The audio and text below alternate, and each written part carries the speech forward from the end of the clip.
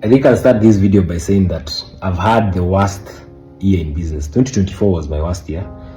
And we are still in very dire straits as a company, as GuyandCaro.com.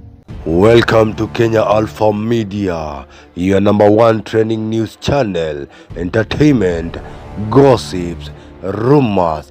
Kindly subscribe before we progress. And there are a lot of stories online.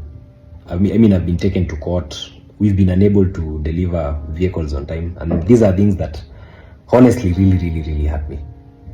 I've been working day in, day out to try and secure investment for the company. Because it's good to note that I've brought GuyandCaro.com to where it is, one of the most visited car sales website in Kenya, with around 1.2 million users and 15 million views, entirely single-handedly. I don't have a godfather somewhere. We are not funded by a big VC with never-ending funds. We've ultimately done most of these through God's grace, number one, and through the dedication, commitment of the team. But it's proven to be very difficult. However, I'm really not the type of person that gives up. For most people, this would be the point where they say, you know what, biashara imefika ngumu, probably going to file for bankruptcy, or just come up with a way of giving up or maybe shutting down the company. But I won't. I know I'm not the only person. I know I'm not the only business person in Kenya who's undergoing through all these things. There are very many people who are getting auctioned every day. Many reach out to me. There are very many people who can't pay their rent. The economy is not doing well.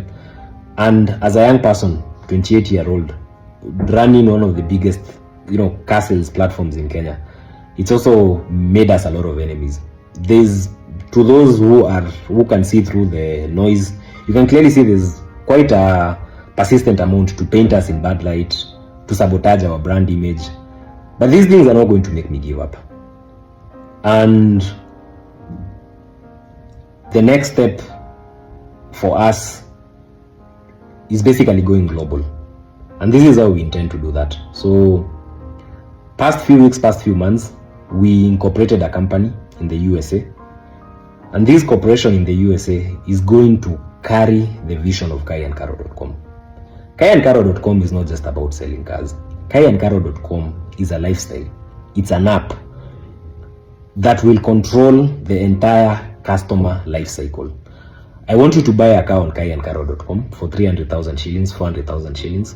Get insurance on the app. Get financing on the app. Get spare parts on the app. And when you're done using the vehicle, bring it back to us. We buy it from you, still via the app, and sell it to another person. So we are creating a digital ecosystem of sorts for used cars. Something that I don't think has ever been done in Africa. Nobody has ever done this in Africa. And we are going to be the first people to do it. Now, I've realized that this vision, with the sort of attitude, with the sort of infrastructure, with the sort of mindset we have in Kenya, will not work.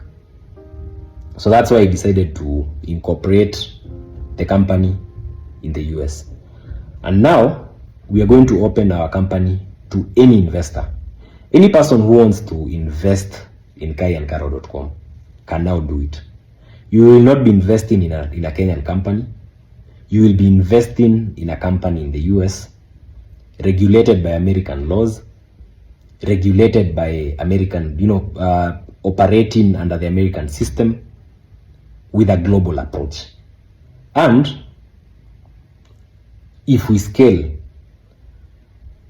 we are still going to be backed by the financial muscle of the American system. So I've come up with a WeFunder page that I'm going to put a link in the description of this video. Click that link. I'm also going to put a disclaimer in the description of this video. American laws require us to do that when you're crowdfunding for a company. But you can find more details about the campaign and about how much money we are raising, the terms that we are raising against, on the WeFunder page. So I'm not going to give up. I'm not going to shut down. And I know that nobody who ever trusted my company is going to lose a single cent. I've had a 10-year run in business. We've built a big brand. We've changed many lives. And I don't think whatever I've experienced in the 6 months is going to make me relent. So press the link and Let me know what you think in the comments.